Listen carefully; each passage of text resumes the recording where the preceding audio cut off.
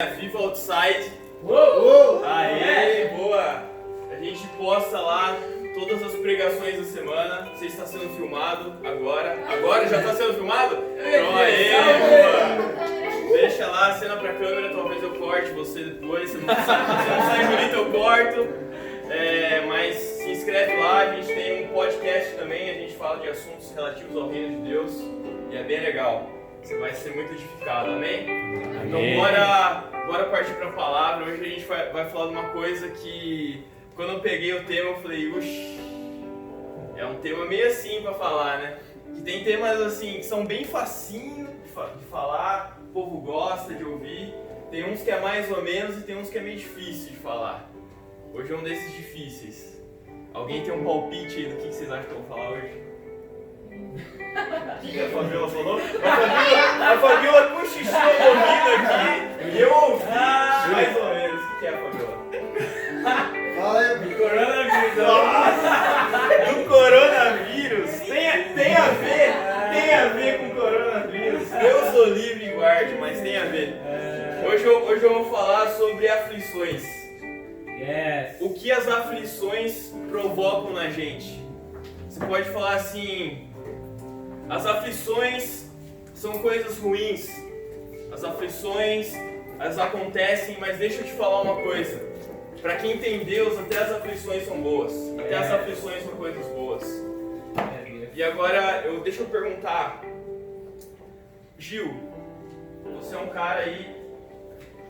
Você é um cara. Você vive, você tem a sua vida com a Fabiola.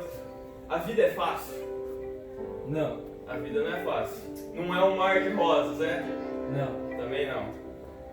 Na vida a gente tem aflições, não tem? Bastante. Então por isso que é importante a gente falar desse tipo de coisa. Porque a gente sai pra vida assim achando que é um mar de rosas. Eu vou sair, vai dar tudo certo. No fim dá tudo certo, mas no meio tem uns desvios aí e a gente tem que aprender a lidar com eles. Cara, falar de aflições, aprender sobre isso é igual... Você sabe, alguém sabe que é derivada e cálculo aí? Cara, isso aí é misericórdia mesmo. É uma coisa assim de matemática que você fala, cara, Deus o livre isso aí. Mas tem que passar por isso. Você entrou na faculdade, vai ter que passar por isso. E aflições é a mesma coisa. Entrou na vida, vai ter que passar por aflições. Mesmo sendo filho do próprio Deus vivo, vai ter que passar por aflições.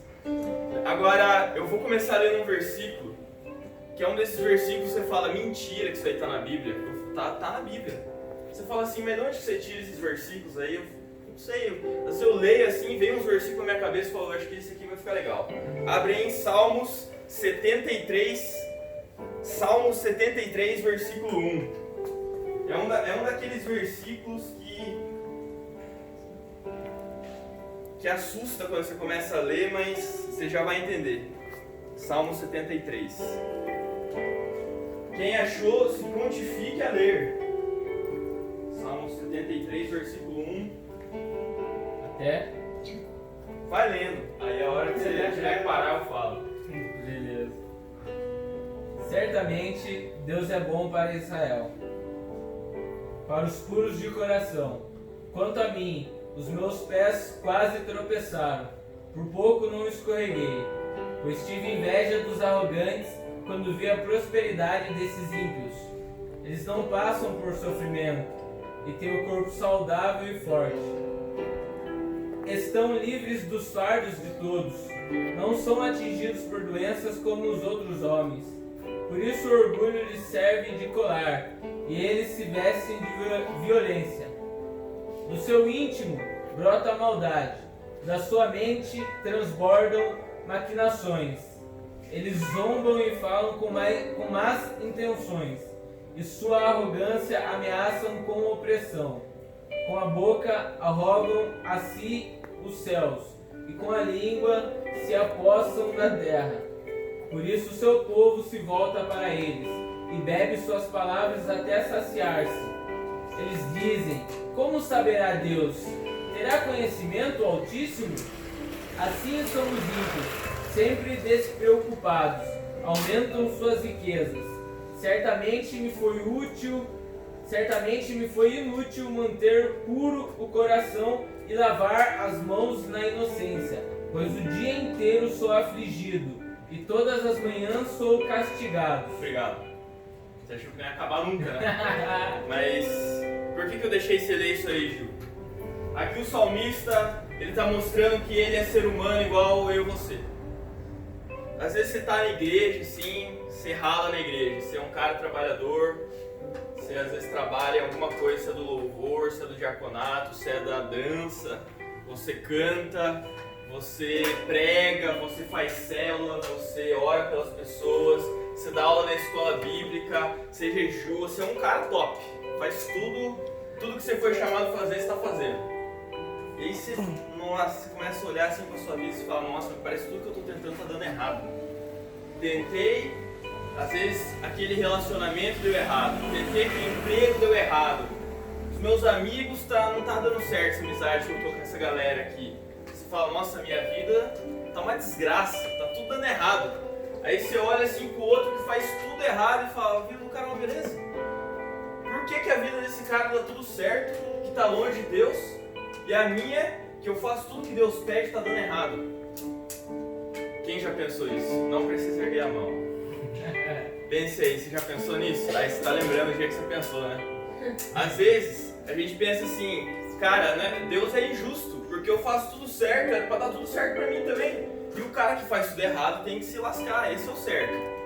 Esse é o certo pra gente. Às vezes a gente quer medir Deus com as nossas próprias razões. A gente fala assim, Deus, o Senhor tem que fazer assim, assim, assado. Deus, isso aqui é injusto. Deus, cadê minhas bênçãos?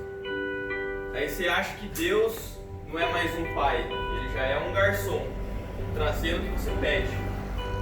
Sabe, às vezes a gente olha para as outras pessoas e a gente deseja ter aquilo que elas têm. Só que cada um foi criado de um jeito por Deus. Você vai encontrar pessoas que outras pessoas não vão encontrar. E são pessoas que Deus colocou na sua vida. Gustavo, você às vezes vai passar por situações que só você vai passar. E Deus deixou que você passe por elas. Deus, ele escolhe os nossos caminhos, ele permite que a gente passe por eles. Logo a gente vai ver algumas coisas que aconteceu, que Jesus falou. Foi da vontade de Deus com que ele passasse pela crucificação. Foi da vontade de Deus que ele fosse humilhado lá na cruz e não desse uma palavra. E às vezes a gente começa a pensar, Deus, isso é injusto, isso é injusto. Mas agora deixa eu continuar lendo aí. Nesse mesmo capítulo, no versículo 17, ele diz assim: até que eu entrei no santuário de Deus e então compreendi o destino dos ímpios. Certamente os põe em terreno escorregadio e os faz cair em ruína. Como são destruídos de repente, completamente tomados de pavor. São como um sonho que se vai quando acordamos. Quando te levantares, Senhor, tu os farás desaparecer. Você percebe que ele estava em conflito até o momento que ele entrou na presença de Deus. Ele fala, quando eu entrei no santuário do Senhor, isso quer dizer, entrei na presença de Deus. Quando ele entrou na presença de Deus e começou a falar com Deus, Deus ele fala assim, você está falando que a saúde do ímpio é melhor que a sua. Você está falando que ele é mais próspero, que ele tem mais amigos e não tem inimigos. Mas aí Deus revela, tudo isso que você supervaloriza, para mim não é nada. Porque a minha presença é tudo. Você já entrou na presença de Deus e fala assim, eu não preciso de mais nada? Às vezes você entra na presença de Deus, você passa ali 5 minutos, parece que está meio morno. Aí dá mais 5 minutos, um pouquinho mais quente. Dá meia hora, você fala, cara, tá demais. A presença de Deus está muito intensa aqui, eu preciso disso. Aí até que dá 1 hora, você já está exausto, fala, Deus, não aguento mais, mas eu queria mais. Quando você entra na presença de Deus, você começa a ver que as suas prioridades, às vezes elas estão mudadas. Às vezes a gente se preocupa muito com o que os outros têm, sendo que o que é mais valioso, a gente tem livre acesso, que é a presença de Deus. Então quando você começar a parar para pensar, falar assim, cara, que raiva daquela pessoa, tudo dá certo para ela, por que tá tudo dando certo para ela e tudo dando errado para mim? Para, respira, entra na presença de Deus. É Deus falar, como tá dando tudo errado para você? Você não é meu filho? Se você fazer o que eu mando, tudo vai dar certo no final. Agora eu já vou te explicar por que a gente passa por algumas provações. Mas fique com isso na tua mente. A Porque a gente é humano, uma hora a gente começa a entrar em dúvida, a gente entra em conflito às vezes.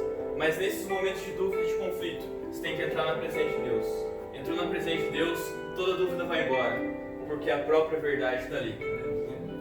Nossa, ficou boa essa, hein?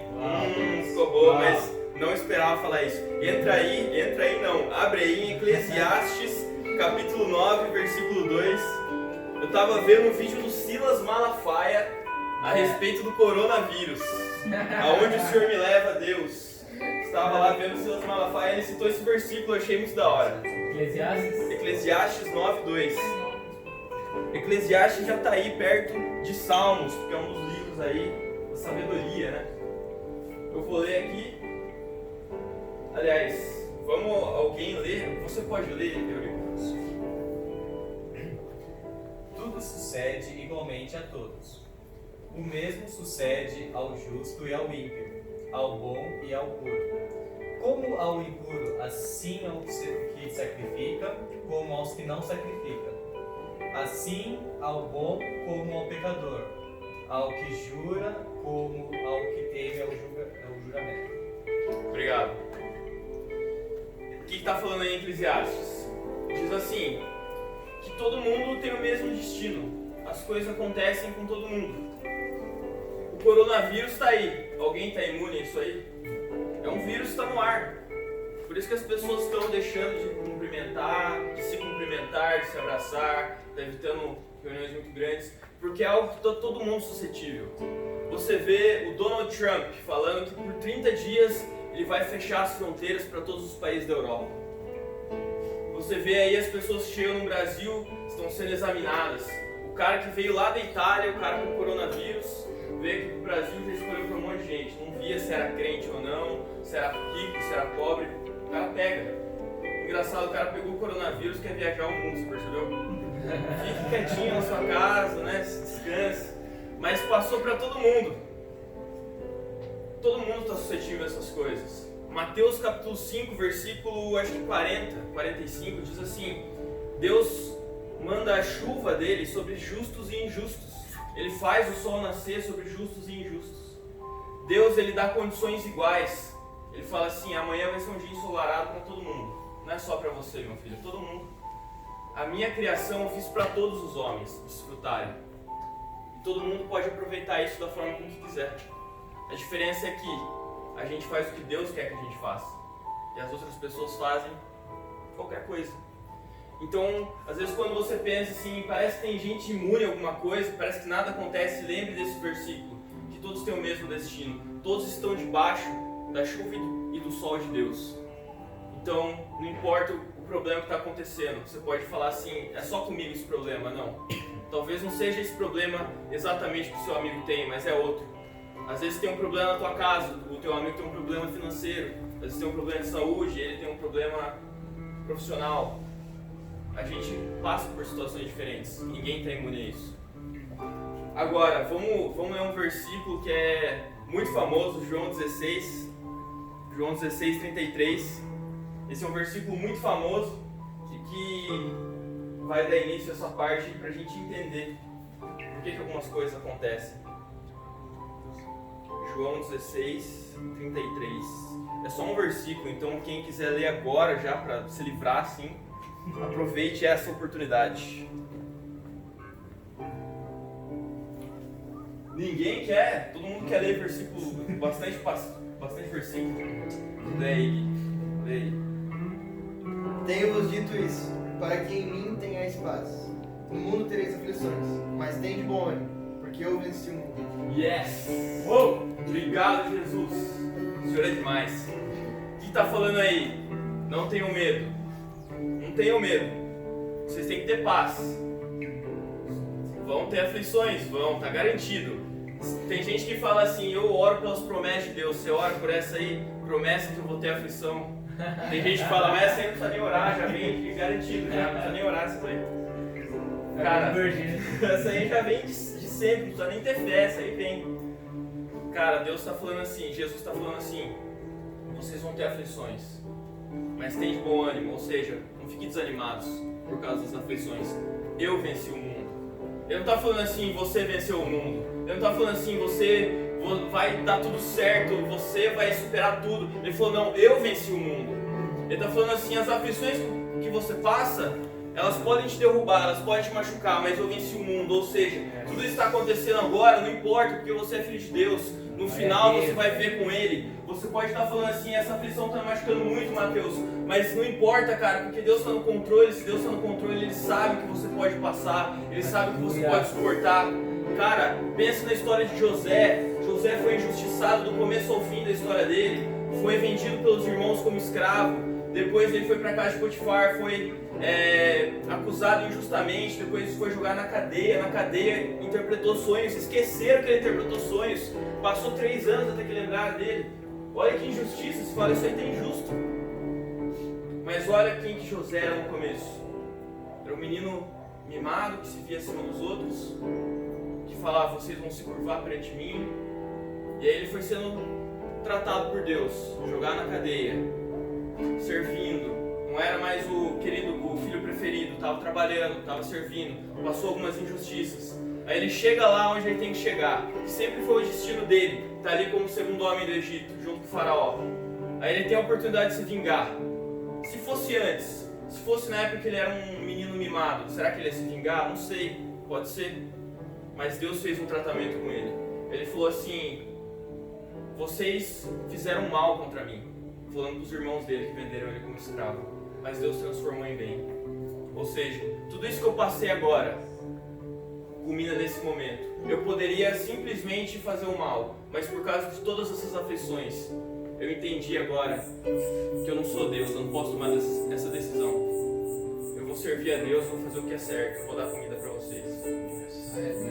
Eu sei que é difícil você, mas você fala assim, agora eu queria estar com as coisas boas agora. Eu não quero trabalho duro, eu não quero sofrer agora. Mas a gente precisa ser transformado. Às vezes você pensa assim, Deus, eu quero no meu primeiro emprego ter um salário de 30 mil. Salário no STF, R$ 33.680. Pra mim tá bom, Deus, esse cargo aí. Pode ser ministro da STF, Deus. Primeiro emprego. Mas você tem maturidade para estar num cargo alto desse? Você tem maturidade para mexer com tanto dinheiro? Ou você vai se perder? Você tem que começar lá de baixo, passar umas aflições primeiro, saber o que é não ter dinheiro, para depois começar a dar o valor, para depois começar a entender o que está acontecendo. E a partir disso, Deus ele vai moldando o nosso caráter. E mesmo com que as coisas parecem que não estão em lugar nenhum, às vezes a gente se encontra num momento da vida que parece que a gente está em lugar nenhum, indo para lugar nenhum. A gente está perdido. A gente fala assim, Deus, parece que o Senhor me jogou aqui no meio do mato. Não tem para onde ir. Estou me sentindo Abraão. Só vai. Sai da tua terra, da tua parentela, vai para cá, vai para a direção que eu vou te mostrar. Mas Deus, aqui é só deserto. Abraão estava pensando, mas se Deus falou, eu vou. Abraão, um dos homens mais ricos da Bíblia. E mais rico não é nem o bom é que ele era chamado amigo de Deus. Tudo que ele passou, você fala, a gente lembra das coisas boas, né? Ah, teve um filho com a mulher estéril, Sara, conseguiu fazer um grande reinado aí chamado amigo de Deus, mas olha o que ele passou. Com 100 anos ele não tinha um filho, né? Porque não ter filho era vergonhoso. Teve um filho com a escrava. Teve que sair da terra dele, passou um monte de problemas. Só que a gente só olha para onde ele está agora. Então, quando você estiver passando nessa situação, nesse deserto igual Abraão estava, lembra? Eu não posso desanimar. Jesus venceu o mundo por mim. Eu sei que isso aqui agora é só fé, mas uma hora a fé vai se materializar naquilo que é o sonho de Deus para mim. Cara, se apega nisso, se apega na fé. Tem horas que você não vai ter nada, você só vai ter a fé, porque isso ninguém tira de ninguém. O dinheiro, às vezes a doença vem e tira. A saúde a gente perde, às vezes. Os nossos amigos uma hora se afastam, acontece. Uma hora você é mandado para trabalhar em algum lugar, você fica sozinho. Mas Deus, Ele nunca te deixa sozinho. Mateus 1,27, Ele é chamado Emanuel, Deus que está conosco todo o tempo. Cara, não se esqueça, Deus está com você todo o tempo. Ele venceu o mundo, então pare de ficar gemendo aí por causa das aflições. Bola pra frente, você tem um futuro brilhante. Haverá bom futuro. Agora eu já vou na verdade eu vou ler. Tá, vou ler essa parte aqui. Lucas 22, 31. Alguém abre aí, 22, 31. Se você demorar muito, eu que vou ler. 22, 31 e 32.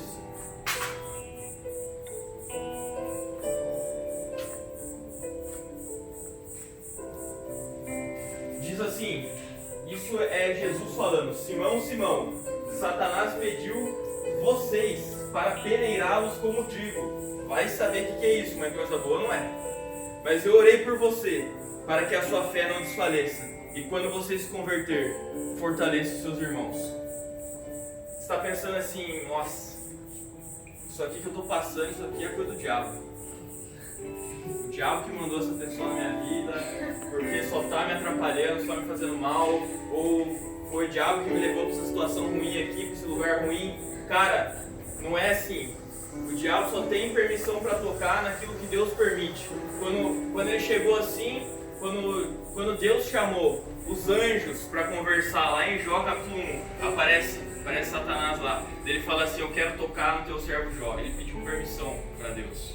Então o diabo não vai fazer nada com você que Deus não permita, porque você é filho dele, você é propriedade dele. E ninguém mexe na propriedade de Deus assim. Não é um terreno baldio, você tem dono. Então quando estiver acontecendo alguma coisa, para de culpar os outros. É culpa daquela pessoa, é culpa do outro, ou é culpa de algum demônio, do diabo. Às vezes não, cara. Às vezes Deus está fazendo você passar por uma situação difícil, Ele quer te ver crescer. Olha que Jesus fala assim: eu orei por você. Cara, no momento de dificuldade, a oração é a nossa maior arma. Você está lá, você está num momento difícil. Cara, se você começa a orar, parece que tudo muda, a situação muda.